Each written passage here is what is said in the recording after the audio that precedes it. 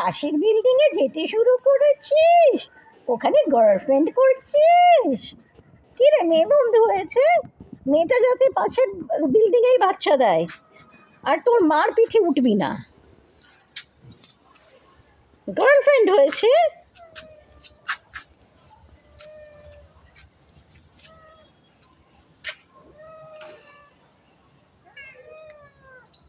কি গো, নামতে পারছিস না? এই তো তুই চোখে দেখতে পারিস, কেমন বাদরের মতো নামলি। তুই বাদর বেড়াল। বাদুর নয়, বাদর বেড়াল রে।